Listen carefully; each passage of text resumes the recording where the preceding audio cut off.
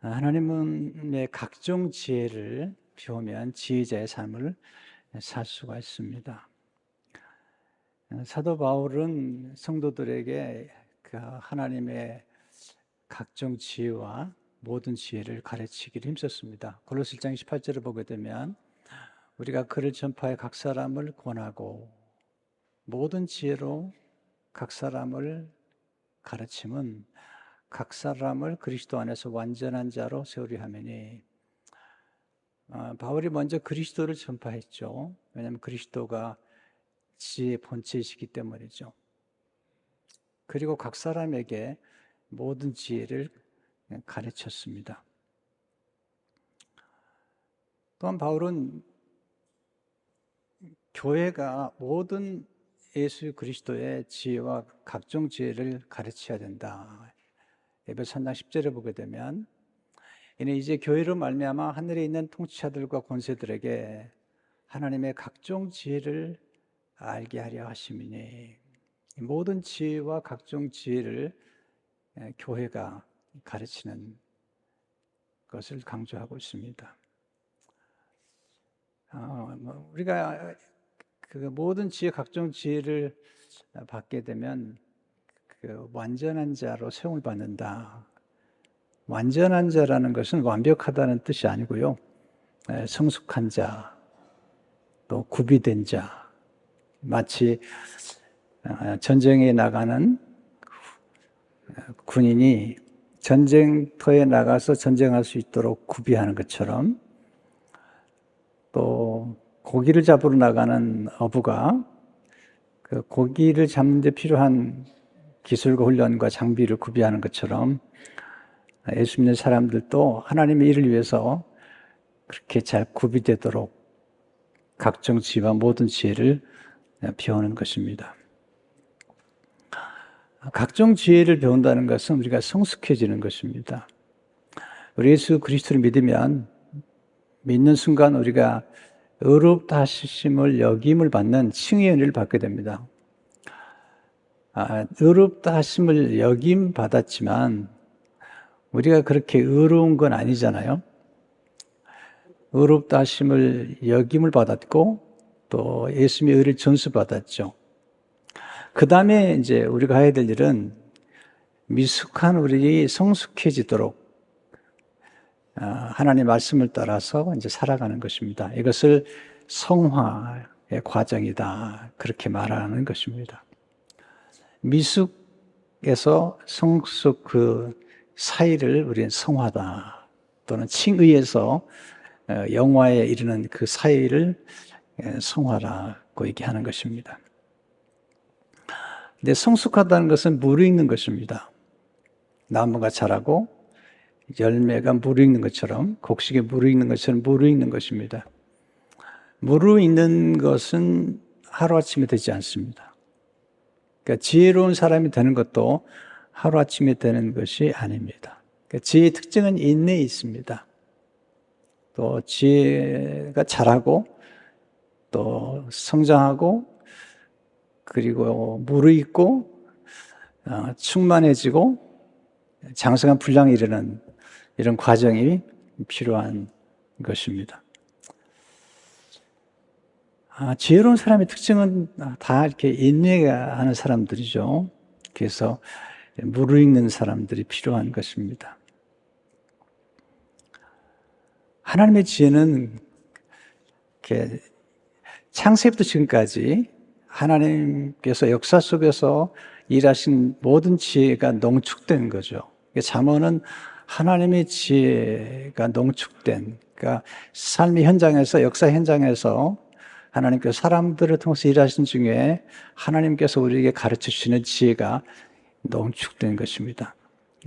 경험이 굉장히 중요하죠, 우리 삶 가운데. 그래서 팀 켈러는 지혜는 경험에서만 길러진다. 또 그는 이렇게 얘기해요. 너무 바빠서 지혜의 방법을 따를 수 없는 사람은 지혜를 얻지 못한다. 지혜는 경험에 대한 깊고 정직한 성찰에서 나온다.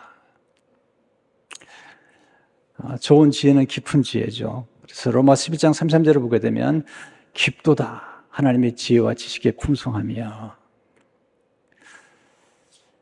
우리가 값진 진주를 얻기 위해서는 깊은 바다로 들어가야 되는 것처럼 우리가 깊은 지혜를 얻기 위해서는 깊은 지혜 바다로 들어가는 필요가 있는 것입니다. 잠언 3장은 지혜의 유익에 대해서 쭉 설명을 하는 중에 지혜의 유익 가운데 우리가 하나님과 사람 앞에서 은총과 귀중히 여김을 받는 그런 축복에 대해서 말씀하고 있습니다. 잠언 3장 3절 4절을 보게 되면 인자와 진리가 내게서 떠나지 말게 하고 그것을 내 목에 매며 내 마음판에 새기라. 그리하면 내가 하나님과 사람 앞에서 은총과 귀중히 여김을 받으리라. 이게 이제 하나님과 사람 앞에서 어떤 분은 저는 하나님 앞에서만 인정받으면 돼요. 어떤 분은 하나님에 대한 관심은 없고 사람들에게만 인기를 얻고 또 좋은 평판을 얻으려고 하는 분들이 있죠. 근데 성경은 하나님과 사람에게 은총과 귀중을 받는 것.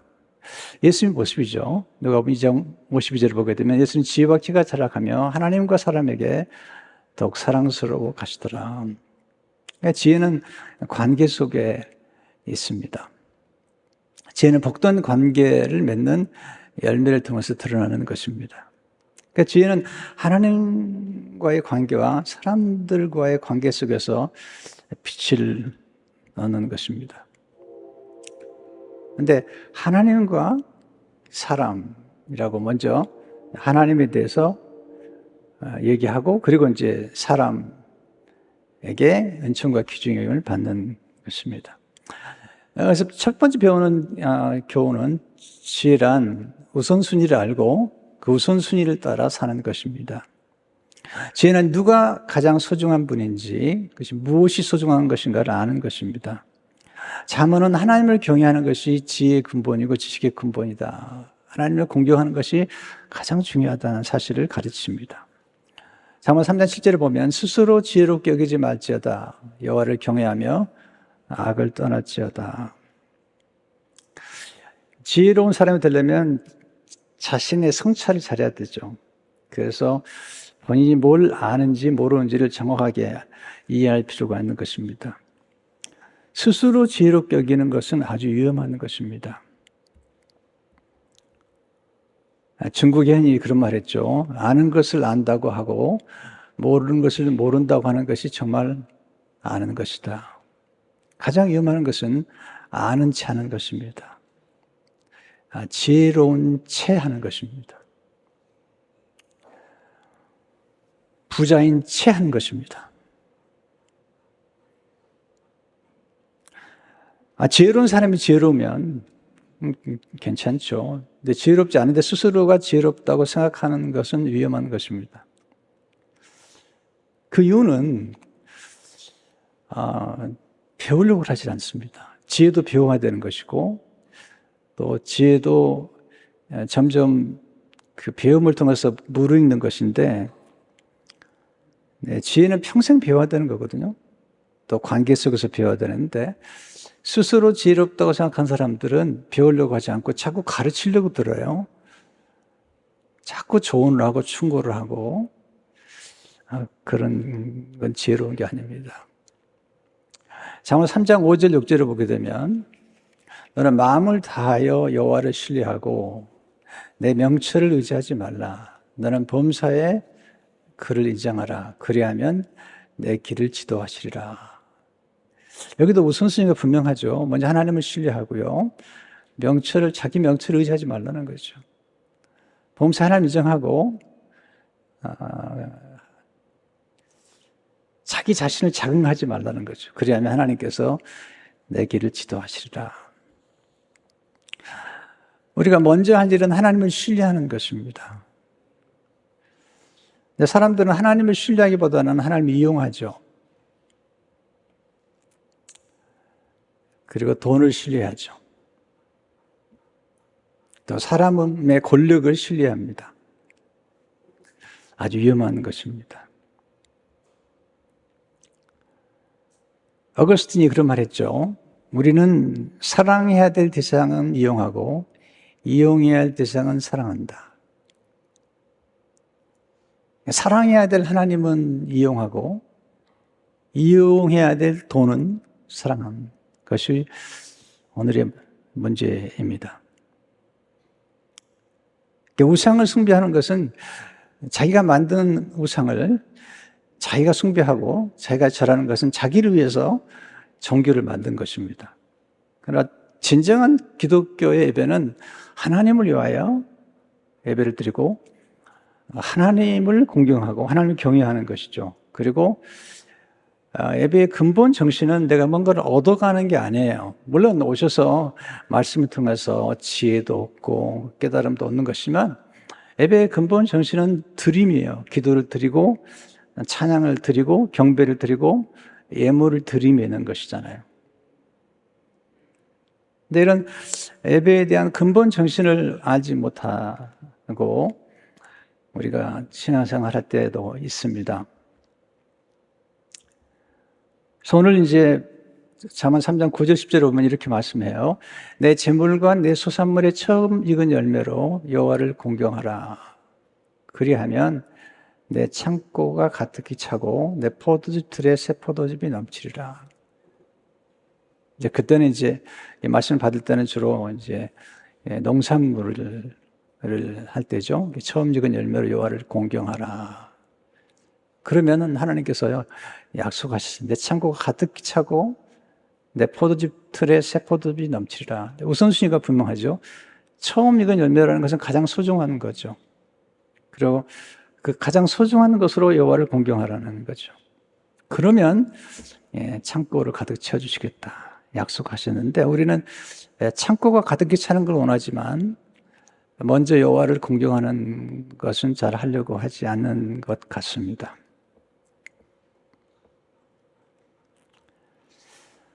팀 켈러 목사님 책에 나오는 이야기예요. 한 농부가 목사에게 자신의 소가 뜻밖의 송아지를 쌍으로 낳았다며 2마리를 낳았다며 나중에 팔아서 1마리 값을 교인에겠다고 했다. 그런데 몇 주 후에 이렇게 알려왔다. 목사님 죄송하지만 주님의 송아지가 죽었습니다. 죽은 쪽은 항상 주님의 송아지다. 우리 중에도 그런 사람이 많다. 우리 헌금은 되게 계획적이거나 헌신적이지 않다. 쓰고 싶은데 다 쓰고도 돈이 남을 때만 하나님께 드린다. 반면에 무한히 부유하신 예수님은 남은 것만이 아니라 그분의 전 재산과 목숨까지 주시어 우리를 구원하셨다. 가장 좋은 헌금은 미리 준비해서 하나님께 드리는 거예요. 죄송합니다. 마치 팁을 넣듯이 하나님께 팁 드리듯이 그렇게 헌금하는 것은 하나님을 공경하는 태도는 아닙니다.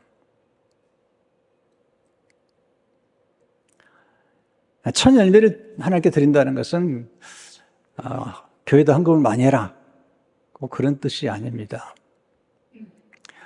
하나님을 공경한다는 것은 곧 가난한 이웃을 돌아보는 것입니다. 잠언 3장 27절 28절에 보면 내 손이 선을 베풀 힘이 있거든 마땅히 받을 자에게 베푸기를 아끼지 말며 내게 있거든 이웃에게 이르기를 갔다가 다시 오라 내일 주겠노라 하지 말며. 그러니까 똑같은 3장 안에 하나님을 공경하라고 말하면서 내 손에 선을 베풀 힘이 있거든 어려운 사람에게 베풀라는 뜻이죠. 잠언 19장 17절에 보시면 가난한 자를 불쌍히 여기는 것은 여호와께 구워드리는 것이니 그의 선행을 그에게 갚아주시리라. 잠언 14장 31절에 보시면 가난한 사람을 학대하는 자는 그를 지으신 이를 멸시하는 자요 궁핍한 사람을 불쌍히 여기는 자는 주를 공경하는 자니라.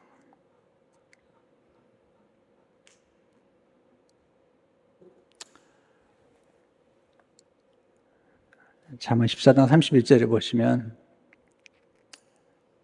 가난한 자를 조롱하는 자는 그를 지으신 주를 멸시하는 자요. 신명기 15장 7절에 보면 아주 중요한 말씀을 주시죠. 내 하나님 여호와께서 내게 주신 땅 어느 성읍이든지 가나안 형제가 너와 함께 거주하거든 그 가나안 형제에게 내 마음을 완악하게 하지 말며 내 손을 움켜쥐지 말고. 가나안 형제, 가난한 사람 언제나 있다고 주님께서 말씀하셨고 성경은 그렇게 가르치죠. 근데 가나안 형제에게 내 마음을 완악하게 하지 말라는 말씀은 뭐냐면 가난한 사람들 함부로 판단하는 거예요. 함부로 무시하는 거죠. 여러분, 성실하고도 가난할 수 있습니다. 최선을 다하고도 가난할 수 있습니다. 또 사회 구조 자체가 부익부 빈익빈으로 구조가 될 수도 있습니다.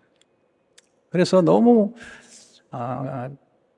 열심히 해도 가난한 사람들에 대해서 우리가 함부로 판단하거나 완악한 마음을 갖지 않도록 해야 됩니다. 누구인들 가난하게 살고 싶겠습니까? 또 인생을 살다 보면은 엄청난 실패를 경험하기도 하고 실수를 경험하기도 하죠. 그럴 때 사람들이 우리를 한다면 많이 마음이 아프겠죠. 가난한 사람을 돌보는 것도 하나님을 공경하는 것이고 또 가난한 사람들에 대한 나름대로 잘못된 판단도 조심해야 됩니다.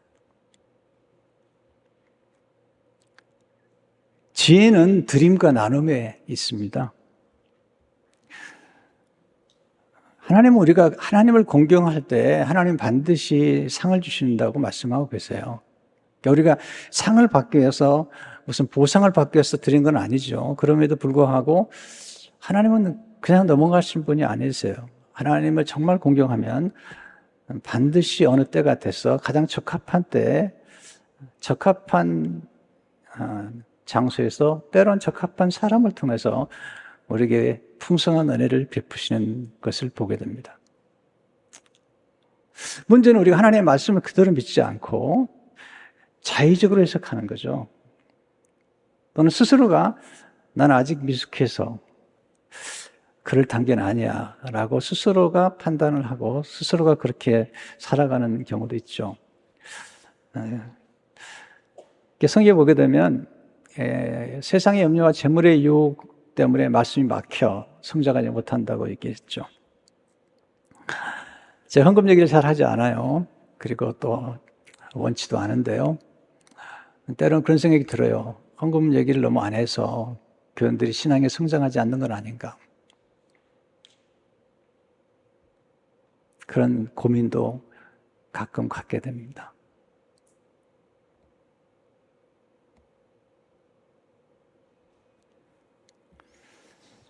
엘리야가 사르밧 가보를 만났을 때 참 어려운 얘기를 하죠. 가난한 사르밧 과부에게 떡 한 조각 가져달라 그러니까 과부가 하는 말이 지금 통의 가루와 병에 마지막 기름으로 떡 하나 만들어서 아들과 먹고 죽으려고 하는데 그 떡을 달라고 하시군요. 그때 엘리야가 하나님의 말씀을 전해줍니다. 열왕기상 17장 13, 14를 보게 되면 엘리야가 그 길에 대해 두려워하지 말고 가서 내 말대로 하려니와 먼저 그것으로 나를 위하여 작은 떡 한 개를 만들어 내게로 가져오고 그 후에 너와 내 아들을 위하여 만들라. 이스라엘의 하나님 여호와의 말씀이 이게 중요한 거죠. 하나님의 말씀이 나 여호와가 비를 지면에 내리는 날까지 그 통에 가루가 떨어지지 아니하고 그 병에 기름이 없어지지 아니하리라 하셨느니라. 어렵잖아요. 가난하고 어려운데 그 떡 한 조각을 먼저 하나님께서 이렇게 드리라는 거죠. 먹을 것이냐, 드릴 것이냐. 드리면 3년 6개월 동안 통에 가루와 병에 기름이 떨어지지 않겠다. 근데 순종하죠. 사르밧 과부가 이방 여인이에요. 이스라엘 백성도 하나님을 공경하지 않고 그 우상을 섬기고 바알과 아스라 우상을 섬기는데 이 사르밧 과부가 하나님의 말씀을 듣고 순종하는 거예요. 15절 16절에 보면 그가 가서 엘리야의 말대로 하였더니 이것은 엘리야가 전한 하나님의 말씀대로 하였더니 그와 엘리야와 그의 식구가 여러 날 먹었으나 여호와께서 엘리야를 통하여 하신 말씀이 말씀같이 통에 가루가 떨어지지 아니하고 병의 기름이 없어지지 아니하니라. 지혜란 하나님의 약속의 말씀을 신뢰하는 것입니다. 지혜란 하나님의 말씀을 경청하고 그 말씀에 순종하는 것입니다. 사바락 가부는 순종하지 않습니까? 열왕기상 17장 15절을 보게 되면 그가 가서 엘리야의 말대로 하였더니 지혜는 행함에 있습니다. 요즘 이 생각을 참 많이 해요. 제가 하나님의 은혜를 너무 강조하다 보니까 이 실천, 행함을 지금 놓치고 있는 게 아닌가, 우리 성도들이. 그러니까 하나님께 무조건적인 은혜를 받은 우리들이 그 다음에 성화의 단계에서 어떻게 살아야 될 것인가에 대해서, 어떻게 행해야 될 것인가에 대해서 내가 너무 잘 가르치고 있지 않은 건 아닌가 하는 생각을 많이 하고 있어요, 최근에 와서. 그래서 오히려 신자들을 어리석게 만들고 신자들을 내가 가난하게 만들고 있지 않은가, 풍성한 삶을 살도록 하는 일에 장애가 되고 있지 않은가 하는 고민을 하게 됩니다. 마태복음 7장 24, 25절을 보게 되면 그러면 누구든지 나의 이 말을 듣고 행하는 자는 그 집을 반석 위에 지은 지혜로운 사람 같으니 비가 내리고 창수가 나고 바람이 불어 그 집에 부딪히되 무너지지 아니하나니 이는 주초를 반석 위에 놓은 까닭이요.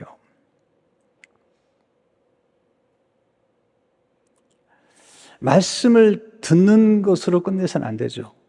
말씀을 듣고 행하는 자가 지혜로운 사람입니다. 경고에 손들이지 않는다는 것입니다. 하나님의 말씀을 우리가 행하려면 먼저 그 말씀을 우리가 듣고 간직해야 되죠. 그게 잠언 3장 1절의 말씀이에요. 내 아들아 나의 법을 잊어버리지 말고 내 마음으로 나의 명령을 지키라. 잊어버리지 말라는 거예요. 망각하지 말라는 거예요. 그래 마음에 간직하라는 거예요. 여기서 우리가 성경 말씀을 읽고 듣고 암송하고 묵상하고 실천해야 돼요. 그러면 그게 지혜가 되는 것입니다.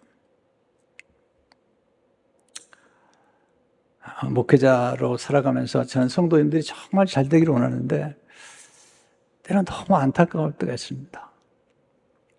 잘 되는 걸 다 아는데, 잘 되는 길을 보여드렸는데 왜 그렇게 따라 사지는 않는 걸까?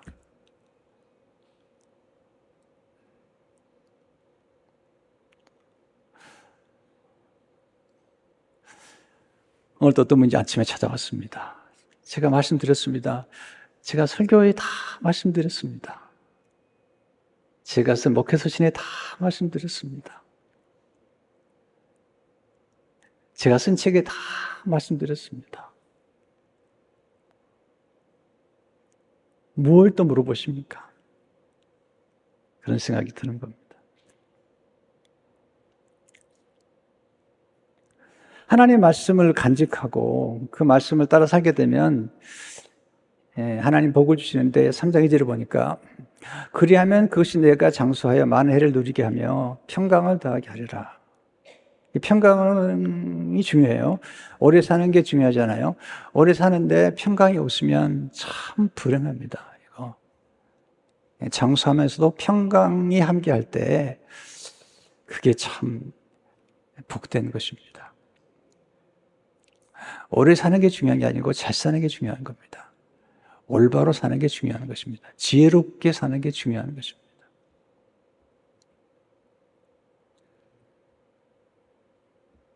두 번째, 지혜가 하나님과 사람 앞에서 은총과 귀중히 여김을 받도록 도와주는 것입니다. 3절 4절을 보게 되면 인자와 진리가 내게서 떠나지 말게 하고, 인자와 진리가 중요해요. 내 목에 매며 내 마음판에 새기라. 이 목에 매라는 거예요. 인자와 진리를 누구나 알아볼 수 있도록 그 마음판에도 새기라는 거예요. 그리하면 내가 하나님과 사람 앞에서 은총과 귀중히 여김을 받으리라. 여러분, 은총과 귀중히 여김을 받는 건 사랑받는 것이요, 인정받는 거예요. 존경을 받는 거죠. 인간 안에는 인정 욕구라는 게 있습니다. 인정 욕구라는 것은 인정을 받는 욕구죠. 우리 누구나 자신이 소중한 존재라는 것을 인정받고 싶죠. 칭찬을 듣고 싶죠.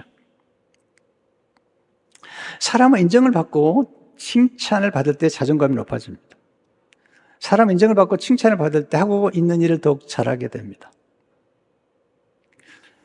사람은 인정받고 칭찬을 받을 때 자신감을 갖게 됩니다. 하지만 조심해야 돼요. 인정 중독에 빠지면 안 됩니다. 어떤 분은 인정해줘야만이 움직여요. 인정해주지 않으면 움직이지 않아요. 그러니까 하나님의 눈길을 의식하면서 일하는 게 아니라 사람의 눈길을 의식하고 그리고 알아주지 않는다고 속상해합니다. 그러니까 인정 중독에 빠진 겁니다. 그건 아주 위험한 것입니다. 지혜란 사람들의 인정을 소중히 여기지만 인정을 초월할 줄 아는 것입니다. 정말 중요한 것은 하나님께 인정받는 것입니다. 하나님과 사람에게 은총을 받은 사람들의 특징이 뭐냐면 명철하고 지혜로워요. 요셉, 다니엘, 에스더,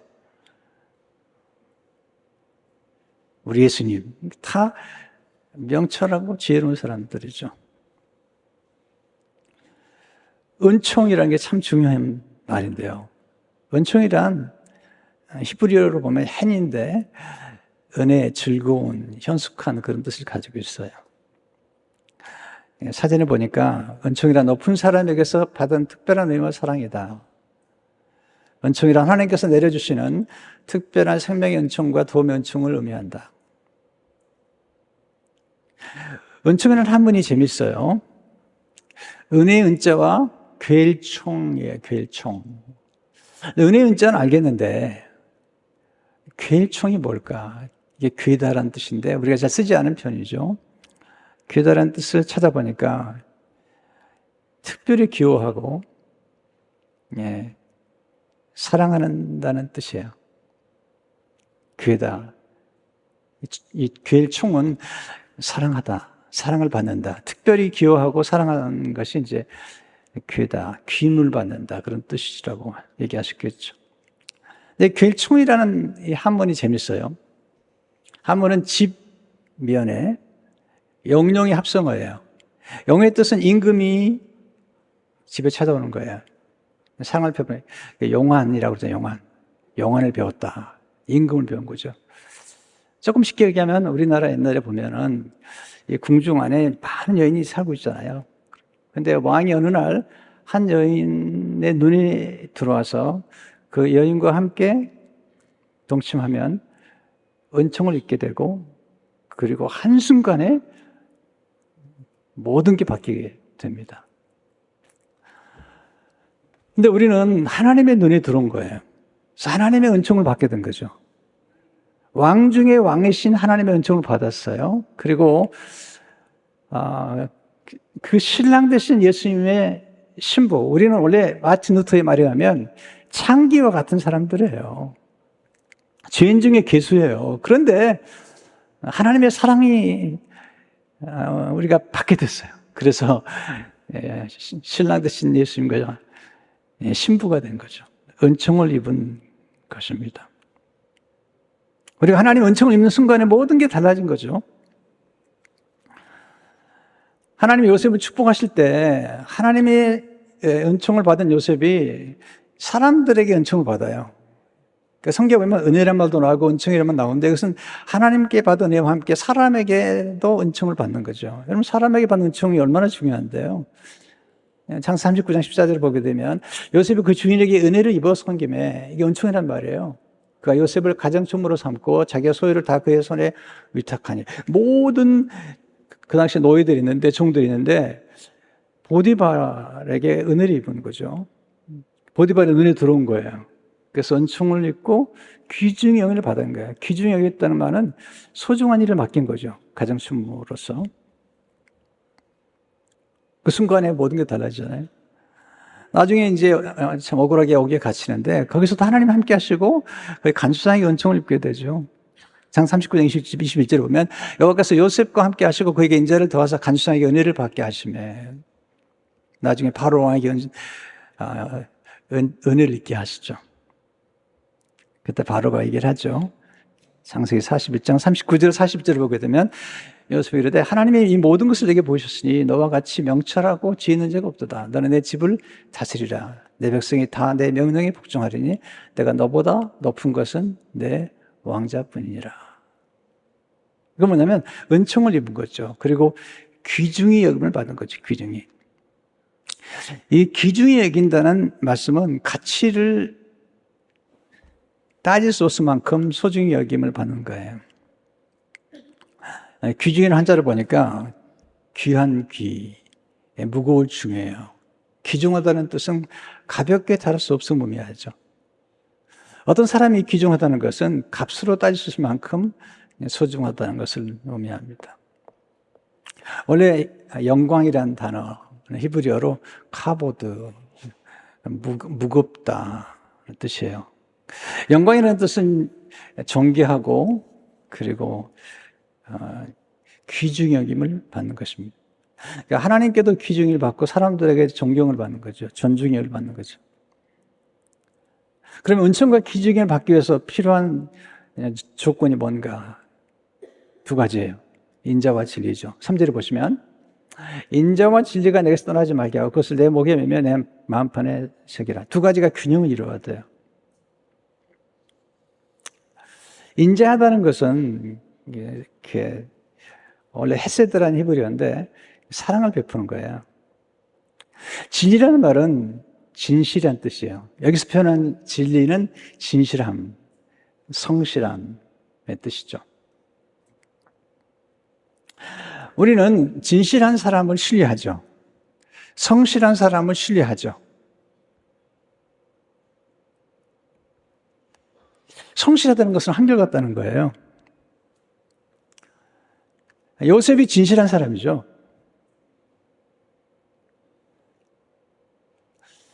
왕이 너는 꿈을 푼다더라. 그랬더니 아닙니다.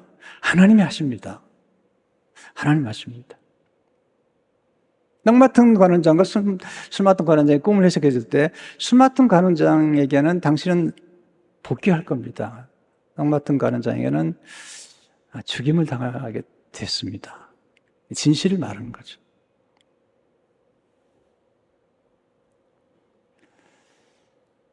다니엘도 굉장히 성실하잖아요. 흠이 없고 그리고 기도를 평생 해요. 성실하게. 하루에 3번씩 꾸준히 하는 겁니다. 이게 굉장히 중요한 거예요. 우리가 누군가의 신뢰를 얻으려면 꾸준히 해야 돼요. 어떤 분은 하다가 말아요. 이거 참 어려운 얘기인데요. 정말 꾸준하게 성실하게 10년이고 20년이고 자리를 지킨다는 건 참 대단한 겁니다. 여호수아가 모세의 시종이 돼서 40년을 섬기잖아요. 묵묵하게. 우리 조금 하다 힘들면 그냥 그만두죠. 나중에 이제 다니엘이 기도함으로 사jak으로 들어가죠. 그때 그 다리오 왕이 다니엘을 정말 신뢰해요. 정말 사랑해요. 그런 얘기를 해요. 다니엘서 6장 20절에 보시면 다니엘에게 묻되 살아계시는 하나님의 종 다니엘아 내가 항상 섬기는 네 하나님이 사자들에게서 능히 너를 구원하셨느냐 하니라. 항상 섬기는 거죠. 사자굴에 들어가도 섬기고 파워로 끌려가도 섬기고 항상 섬긴다는 것. 성실한 마음은 항상심입니다. 항상은 향상을 낳습니다. 향상이라는 것은 발전하는 거예요. 그 향상심이죠. 전 하나님의 은혜로 일찍 성실함이 얼마나 중요한가를 배웠어요. 한결같음. 꾸준하게 하는 거예요. 오늘 깜짝 놀랐어요. 왜냐하면 똑같은 일을 성실하게 하다 보니까 어느 날 탁월함을 경험하게 된 거예요. 또 사람들에게 신뢰를 받기 시작했어요. 그러니까 성실하게 훈련하고 그리고 연마하는 사람이 아니면 탁월함의 경지에 이를 수가 없어요. 모든 분야의 탁월함은 성실의 기반을 두고 있고 그리고 기본기를 반복할 줄 아는 사람들이 탁월함에 이르는 거거든요. 다니엘은 탁월했죠. 그래서 나중에 보면 다니엘서 9장 23절을 보면 너는 크게 은총을 입은 자라. 10장 11절을 보게 되면 큰 은총을 받은 사람은 다니엘이라. 인자와 진리를 목에 매라는 거예요. 사람들이 알 수 있도록 또 마음판에 새기라는 거죠. 근데 인자만 가지고 안 돼요. 어떤 사람은 굉장히 인자해요. 그런데 진실하지 않아요. 사랑이 많은 것처럼 보여요. 그런데 진실하지 않아요. 정직하지 않아요. 네. 그래서 신뢰를 줄 수가 없어요. 막 칭찬하고 막 앞에서 굉장히 아부를 잘하는데 뒤에 가면 진실하지 않아요. 아주 위험한 사람이죠. 어떤 분은 굉장히 진실해요. 그래서 늘 옳은 말만 해요. 바른 말만 해요. 자꾸 지적하고, 자꾸 잘못한 것만 얘기하고. 그러면서 하는 말이 나는 거짓말을 못해. 이런 얘기를 하면서 계속 잘못한 것만 얘기하고. 지겨워. 사랑은 없고 늘 율법같이 잘못된 거 지적하고. 만나고 싶지 않아요. 항상 충고하려고 그러고. 이렇게. 사랑이 없는 충고는요, 그건 충고가 아닙니다. 상처예요. 사랑이 겸비하지 않은 충고는요, 그것은 사람들의 마음 후비는 거예요. 내 사랑에 담긴 충고. 이게 좋은 거죠. 이 두 가지가 균형을 이루어야 돼요. 사랑 속에는 진실이 담겨 있고 또한 진실 속에는 사랑이 담겨 있죠. 이 균형을 이루는 게 뭘까요? 우리는 진실하면서도 어떤 잘못은 덮어줄 줄 알아야 돼요. 잠언 17장 9절을 보게 되면 허물을 덮어주는 자는 사랑을 부하는 자요. 잠언 10장 12절을 보게 되면 미움은 다툼을 일으켜도 사랑은 모든 허물을 가려내니라. 예수님께서 요한복음 8장 11절에 간음 현자 붙잡힌 여인에게 말씀하시죠. 나도 너를 정죄하지 아니하느니 가서 다시는 죄를 범하지 말라 하시니라. 이 덮어주는 겁니다. 이게 이제 십자가에서 예수님이 보여주신 인자와 진리입니다. 예수님은 십자가에서 죄가 얼마나 무서운지를 아시잖아요. 하나님이 십자가에서 인자를 보여주시고 진리를 보여주는 거예요. 하나님은 사랑의 하나님이신데 죄인을 사랑해야 되는데 진리의 하나님 공의하나이기 때문에 죄를 벌하셔야 되는 거죠. 그래서 하나님께서 십자가에서 예수님을 죄로 삼아서 심판하시고 하나님의 사랑으로 우리의 허물을 덮어주시고 우리의 죄를 간과해 주시는 겁니다. 우리가 의로워서 의인이라 부른 게 아니고 의롭다고 불러놓으시고 의롭게 만들어 가시는 겁니다. 이걸 이제 성화라고 그래요. 우리가 사랑스러워서 사랑하신 게 아니라 하나님의 사랑을 받았기 때문에 사랑스러워 되었고 하나님의 사랑을 은총을 받았기 때문에 소중한 존재가 되었고 하나님의 사랑을 받은 까닭 때문에 사랑스러워 가는 겁니다. 그게 하나님이 하시는 방법이죠. 누군가 사랑을 받으면 사람이 변화되잖아요. 하나님께서 우리를 사랑하셨어요. 사랑하는 때가 놀라워요. 우리가 죄인 되었을 때, 우리가 미숙할 때, 우리가 하나님과 원수 됐을 때 우리를 사랑하시고 그리고 우리를 사랑스럽게 만들어 가시는 거예요.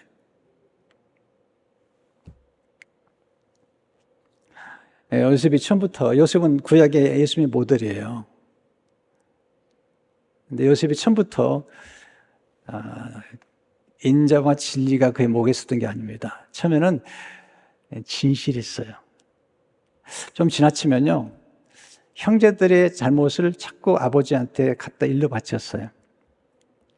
창세기 37장 2절을 보니까 그가 형제들의 잘못을 아버지께 말하더라. 공동번역에 보니까 아버지께 그들을 좋지 않게 일러 바쳤다. 그러니까 좋지 않게 일러 바친 거예요. 좋은 건 얘기하지 않고 좋지 않게 일러 바쳤어요. 세 번역에 보니까 형들의 허물을 아버지에게 일러 바치곤 하였다.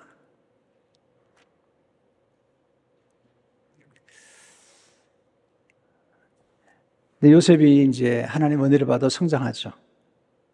이제 성장하니까 나중에 형제들의 허물을 용서해요. 그들의 잘못을 인정해요. 그들이 잘했다고 하잖아요. 당신들이 나를 판 것 얘기해요. 근데 하나님이 아신 겁니다. 하나님 아셨기 때문에 내가 당신들을 정죄할 수 없습니다. 그러면서 그들에게 은혜를 베풉니다.